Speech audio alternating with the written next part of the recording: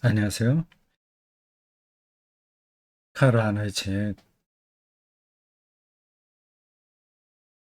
기도의 절실함과 그 축복에 대하여 폰대한 노트 und dem Segen des Gebetes. 오늘 34번째 있습니다.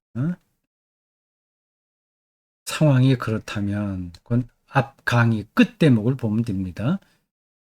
서원은 봉헌과 다르다. 더 정확하게 하려면 봉헌이 주제니까 봉헌은 소원이나 결심하고는 다르다는 겁니다. 소원은 내가 몸을 하겠다는 의지가 작용하죠. 구체적인 업무가 주어져요.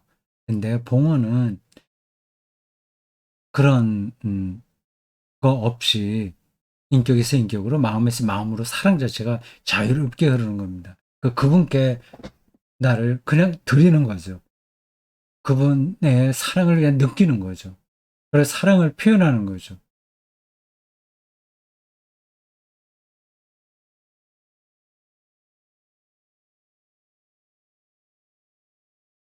어, 비유적으로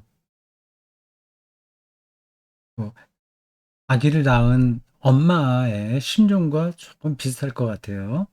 내가 이 아이를 어떻게 키우겠다고 하는 계획 이런 것도 없이 있을 수도 있는데 그런 것 전혀 생각하지 않고 완전히 그 존재, 그 아기 새롭게 태어난 아기라는 그 존재와 일치되는 거. 그래서 사랑이 서로 오가는 것. 그런 상태가 아닐까 싶어요. 사랑이 그렇다면, 상황이 그렇다면 이제 우리는 처음 제기한 다음과 같은 물음을 새롭게 제기합니다. 공원에서는 무엇인가가 새로운 무엇인가가 뭔가가 이루어지는가. 소원에서 이루어지잖아요. 내가 뭐 목사가 되겠다. 하여튼 복음 전도자가 되겠다 등등요. 그리스도교 신자는 이미 그런 사랑 안에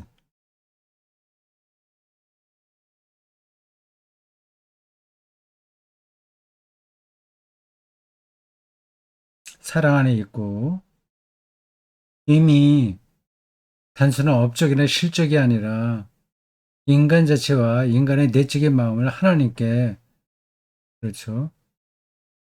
하나님께 온전히 바칠 것을 요구하는 그런 사랑의 계명 아래 살고 있지 않은가? 이미 그렇게 살고 있지 않은가? 동원이 항상 직접적으로 하나님 자신과 우리 주님을 향하고 있는 것은 아니라는 사실은 별도로 하고, 우리는 우리가 하나님께 다시 말씀드리고 거듭 말씀드리는 것, 그런 봉헌을 하든지 하지 않든지 상관없이 우리가 이미 하고 있고 또 해야 하는 것, 하나님을 사랑한다고 말하는 것보다 더 많은 것을 그런 봉헌에서 할 수 있는가?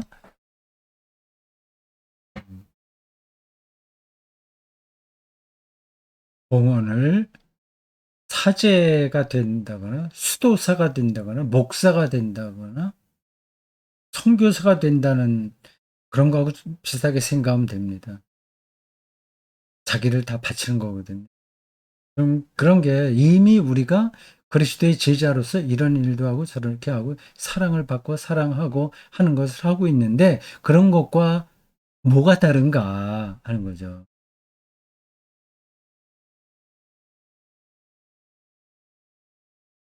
그렇다면 봉헌은 우리를 부드럽고도 냉혹하게 붙들어주는 하나님 안에 받아들여 주시는 성령의 소리 없는 움직임의 메아리가 말로 표현되어 나오는 것 이상의 것인가? 표현이 어렵죠. 바울이 피조물의 탄식 등등을 말한 제목에서 언급한 겁니다.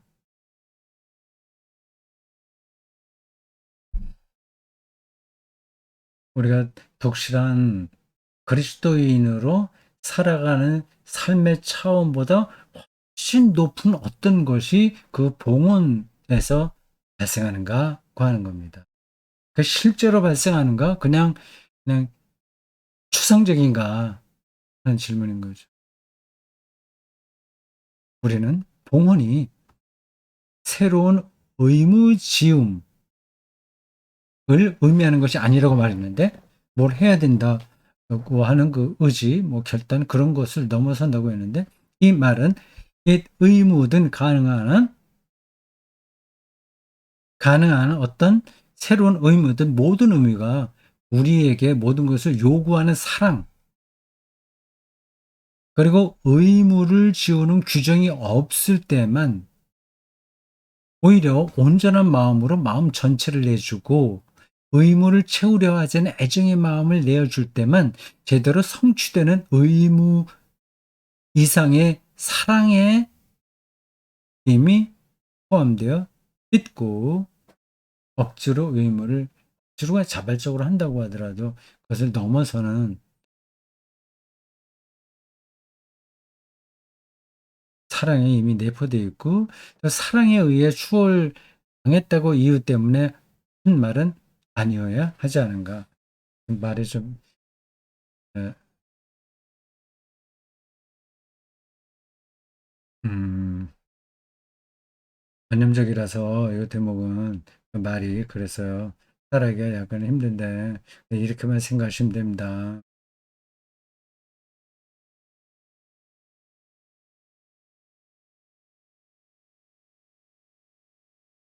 우리가 조금 아까 얘기한 바로 그 표현 다시 반복하는 것 같네요.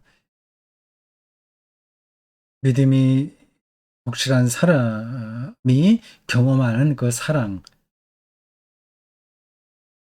그리고 성령의 이끌림, 이런 것하고 차원이 완전히 다른 어떤 것이 거기서 있어야만 저 공헌이 소원과 다르다는 논리가 성립되는 게 아니냐.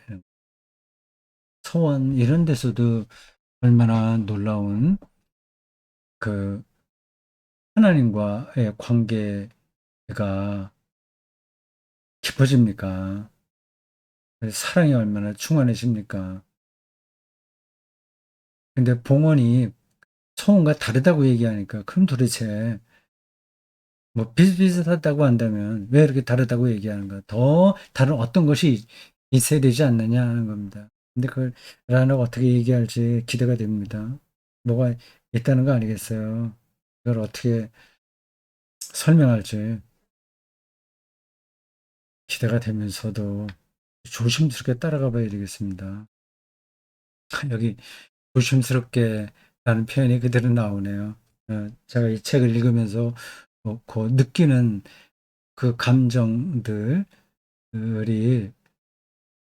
그카 하나도 비슷하게 느끼는가 봐요. 요게 어느 단계까지는 비슷한데 그 위에 어떤 다른 것을 설명하려고 하니까 이게 혼란스럽다는 얘기예요. 이게 헷갈릴 수 있다는 겁니다.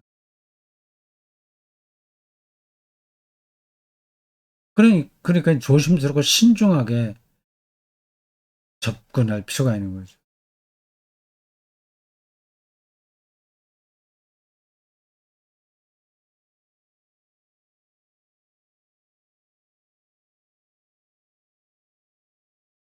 우리는 공헌이 우리가 이미 우리의 의무와 우리 마음의 행동으로 간직하고 있는 것, 그 나의 하나님, 저는 당신을 사랑합니다 하는 말할 뿐이라고 했습니다. 어떤 것을 구체적으로 하겠다고 하는 게 아니라 하나님을 사랑하는 것. 라는 말이 들어있는 거죠. 이 말을 통해 실제로 아무 일도 일어나지 않는다는 것입니까? 소원은 구체적인 일이 있잖아요. 근데 봉헌은 사랑한다고만 하니까 그러면 그 말만 있고 아무것도 없나? 당연히 이 물음에 대해서 우리는 처음부터 올바로 이해해야 합니다. 우리는 입으로가 아니라 마음으로 하는 말, 입으로가 아니라 마음으로 하는 말, 집중해서 진지하게 하는 말, 숙고해서 성숙하게 하는 말은 단순히 일상에 종교적 일상이라는 것도 있는데 가벼운 말이 아니라 종교적 일상 아시죠? 그냥 생각 없이 툭툭 내뱉는 그 신앙 언어들입니다.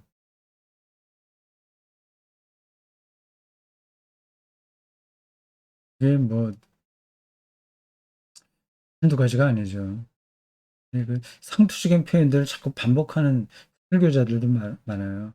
뭐뭐 하기를 뭐 축복합니다. 그래서 믿으시면 아멘 하십시오라든지 완전히 약장사 하는 듯이 말해요. 그래도 청중들이 거기서 은혜를 받는다고 하니까 제가 더 드릴 말씀은 없습니다.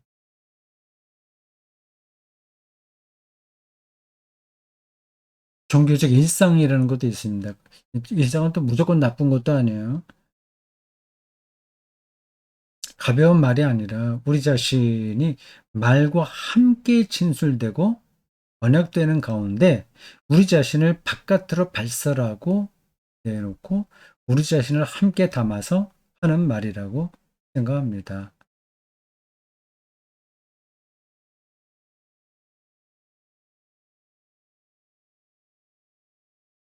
이 말이요. 정말 자기 삶의 무게를 담아서 하는 말을 지금 설명하고 있어요. 그런 말을 통해 아무 일도 일어나지 않는다는 것입니까? 겉으로는 이제 보면 이제 비슷한 거죠. 그 사람이 저거를 무슨 말인지 알고 하나? 자기 삶을 담고서 하는 얘기인가? 설교자가 예수를 믿음으로 의롭다, 고 저렇게 반복해서 얘기하고 있는데, 그 의롭다는 의미가 무슨 것인지 알고 있을까요? 모르면서 이렇게 말을 할 수 있거든요.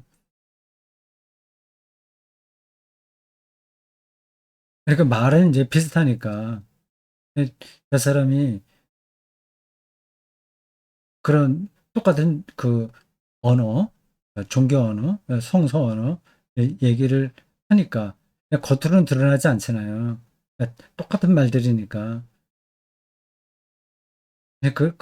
그런 말을 통해서 아무것도 일어나지 않는단 말입니까?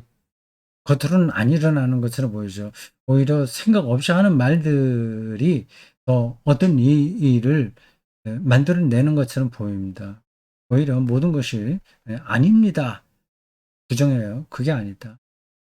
오히려 모든 것이 옛날 그대로인 것처럼 보일지라도 그것을 통해 실은 모든 일이 이루어질 수 있습니다.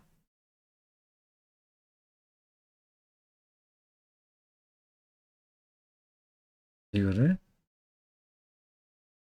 존재의 변화 이렇게 표현하면 됩니다. 존재의 변화.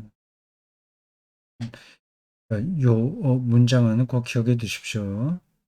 모든 것이 그대로인 것처럼 보이더라도 그것을 통해 실은 모든 일이 이루어질 수 있습니다. 무슨 뜻인지 이해하기 위해 조금 더 자세하게 살펴봅시다.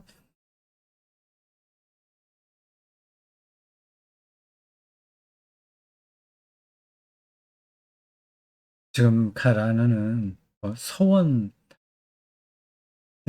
가장 나쁘다고 하는 얘기 아니에요.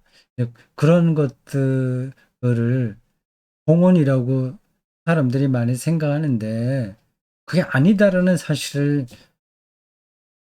설명하는 중이에요. 근데 그 차이가 그냥은 잘 드러나지 잘 안 느껴지거든요. 그러니까 그 조심스럽게 좀 더 깊이 있게 생각해 보자고 하는 겁니다. 존재의 변화, 이게 정말 변화야? 아니야? 이게 잘 느껴지지 않잖아요. 일단 교회에서 헌금 많이 하고 전도하고 뭐 기도 열심히 하고 시간 지키고 교회 모임 잘하고 그렇게 해야 변화된 거로 사람들은 알잖아요. 그렇지 않고 조용하게 자기 내면에 깊이에서 어떤 변화가 있다는 걸 말하면 사람들은 별로 그걸 고집 들으려고 하지 않습니다. 네, 굳이 성경에 나온 어, 이야기와 연결시켜서 보충하면 이렇습니다. 마리아하고 마르다 이야기예요. 마르다는 부엌에서 열심히 뭔가 예수를 위해서 먹을 거를 준비했잖아요. 마리아는 예수 앞에서 말을 듣고 있을 뿐입니다. 그러면 다른 사람이 볼 때, 아, 누가 예수님을 더 사랑하는 여자지? 그러면 당연히 마르다일 거예요. 그런 일도 필요한 겁니다. 근데 마리아에게는 실제로 부엌에 가서 일을 많이 하지 않지만 더 큰 변화가 일어나는 거죠. 근데 그거 구분하기가 이제 쉽지는 않습니다. 인간의 궁극적인 목표는 하나님을 소유한 가운데 자신의 자유로운 존재를 완성하는 것인데, 이 소유한다는 표현은 정확하지는 않아요. 어떻게 우리가 하나님을 소유합니까? 하나님을 모신다. 그렇게 말하면 됩니다. 하나님을 받아들인다. 소유하고는 다른 거죠. 독일어로 어떤 게 나왔을지 모르겠습니다. 번역자가 저렇게 번역을 한 건지 아니면 라너가 무심결에 저렇게 단어를 썼는지 모르겠습니다. 소유. 독일어로 하벤이라고, 이 하벡, 나는 몸을 가지고 있다. 얘기한. 하나님을 가지고 있을 수는 없죠. 하여튼 하나님 모시는 가운데 자신의 자유로운 존재를 완성하는 것인데 그것은 정신적인 삶을 통해 이 목표를 향해, 인간은 정신적인 삶을 통해 이 목표를 향해 나아갑니다. 자유로운 존재. 그런데 인간의 정신적인 삶은 한 행위가 자신의 뒤에 따라오는 행위에 자기 자리를 비워줄 때까지 자신이 존재하기 위해 자기 앞에 있는 행위를 행위를 지워버리고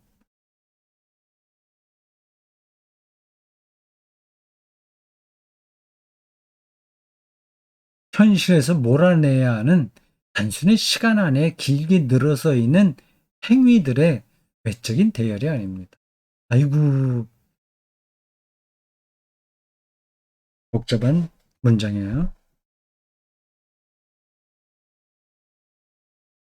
이라고 저희라고 뭐 이렇게 계속 일을 하면서 그 우리의 정신적인 삶이 이어지는 게 아니다. 행위, 지금 행위와 존재의 관계를 얘기하는 것 같아요. 행위와 존재. 보네포의 책 이름 중에 하나가 저겁니다. 라너가 보네포의 그 책을 염두에 뒀을까요? Act und Sein. und Sein이에요. 왜 점이 안 찍히지? 아, 점. Act und Sein. 행위와 존재.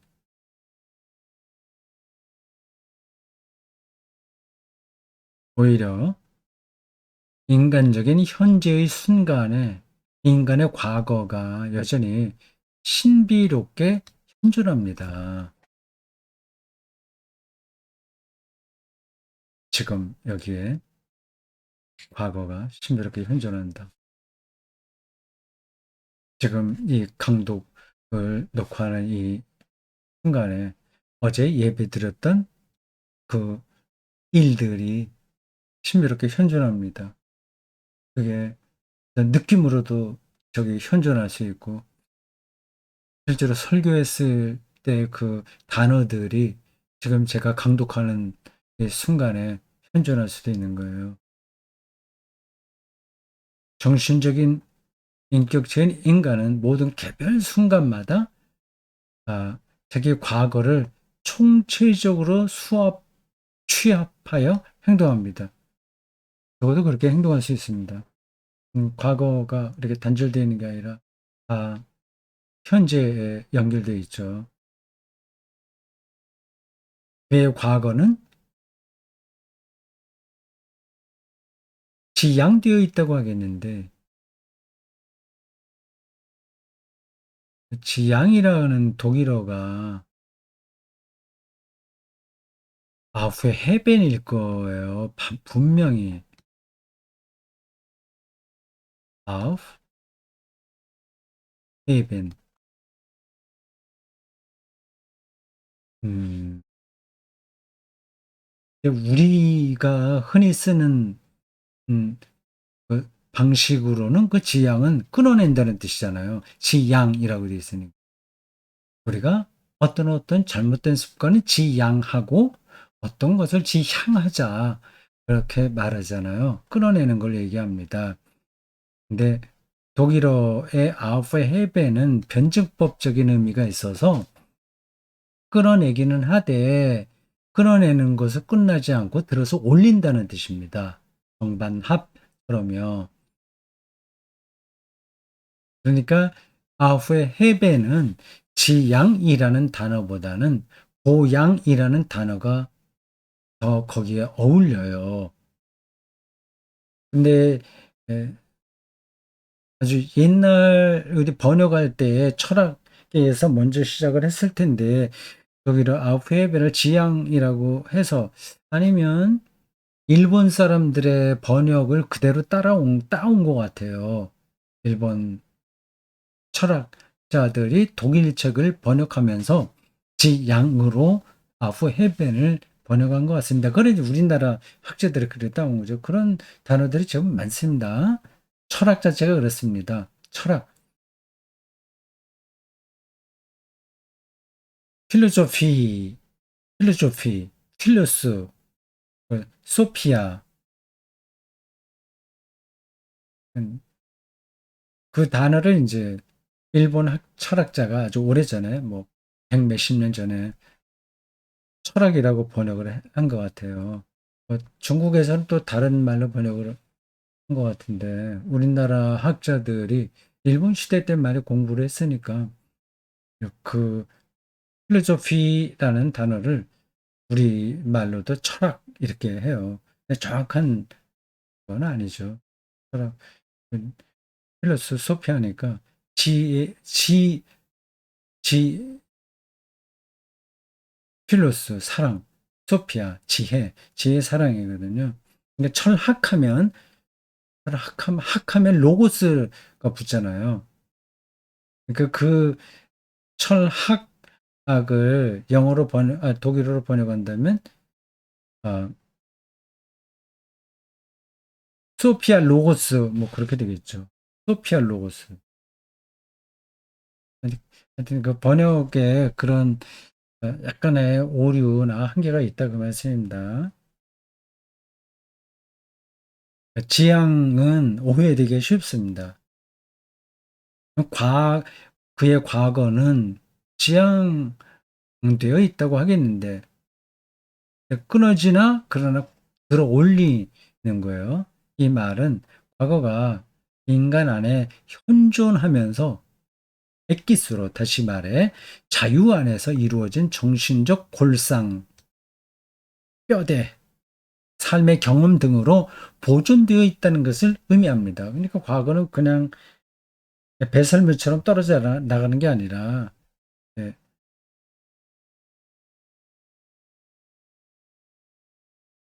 우리 현재의 삶에 현존한다는 겁니다. 발사된 총알의 경우 매 순간 위치는 날아간 궤도 전체를 통해서만 규정될 수 있는 것처럼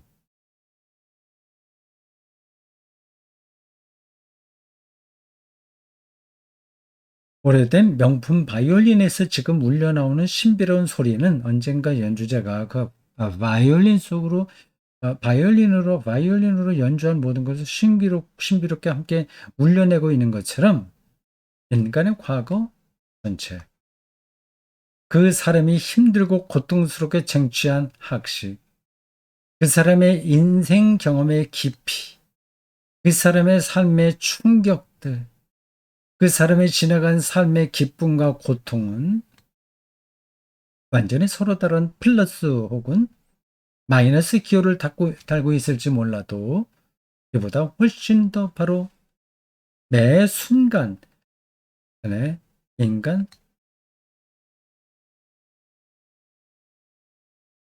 인간 현재 행동 안으로 들어오고, 그럼 당연하죠.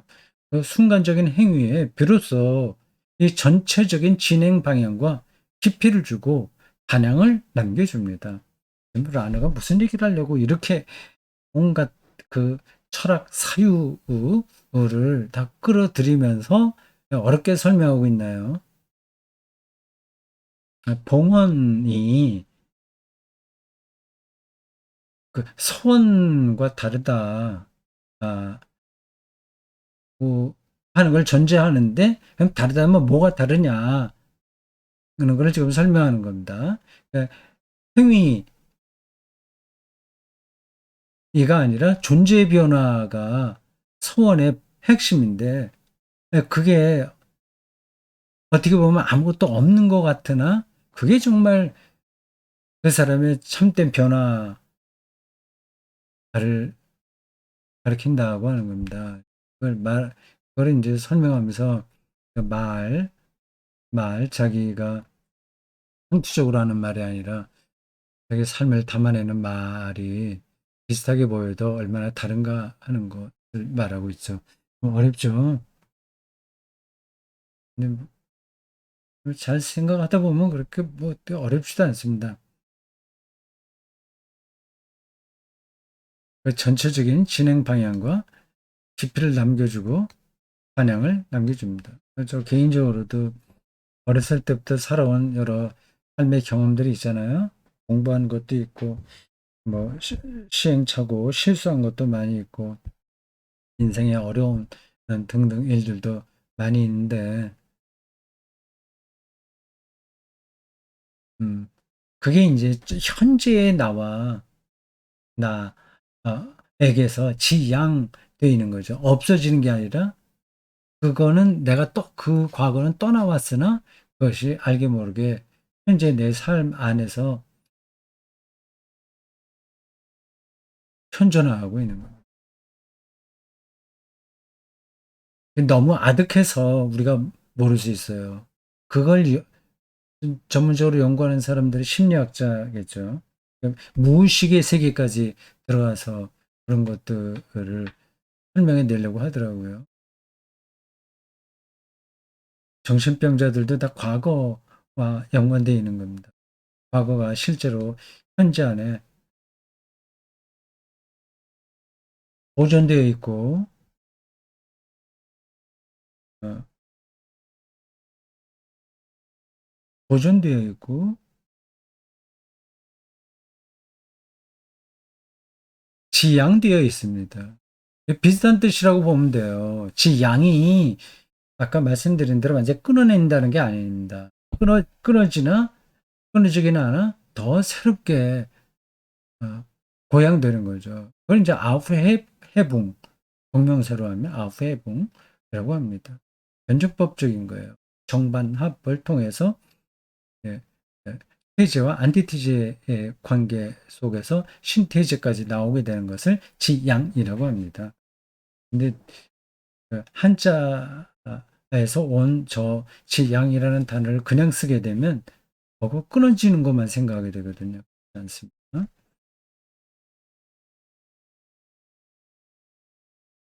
더 정확히 말하면 과거는 그럴 수 있고 또 그래야 합니다. 인간은 자유로운 순간에 결단을 내리는 가운데 돌이켜보면서 자신의 과거를 이 현재 순간 안에 가져올 수 있고 또 가져와야 합니다.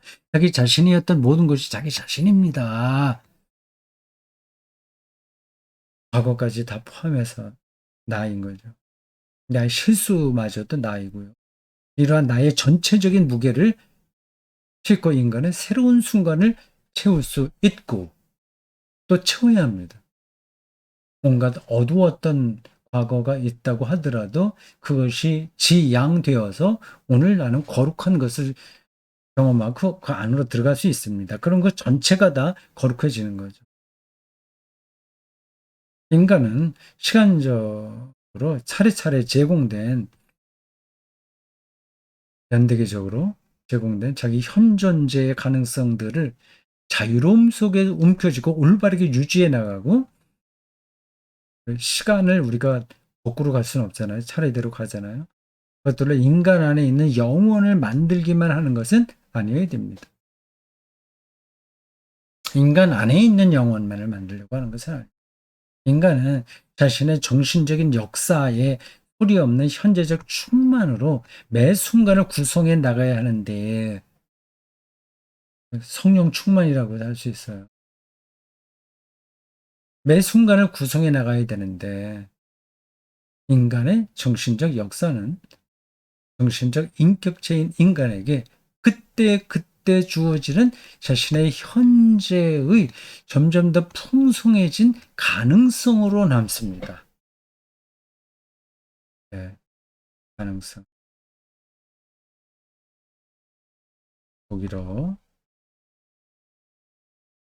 메클리하이트라는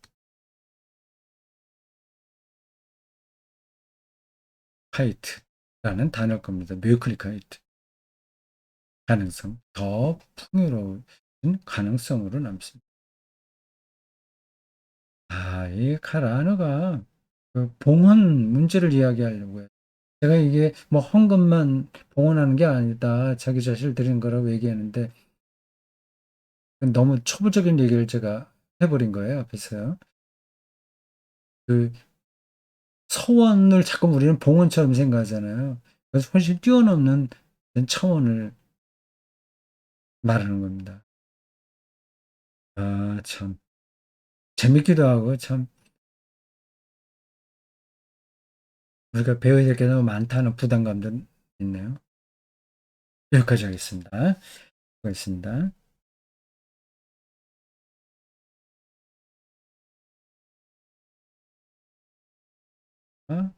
중단.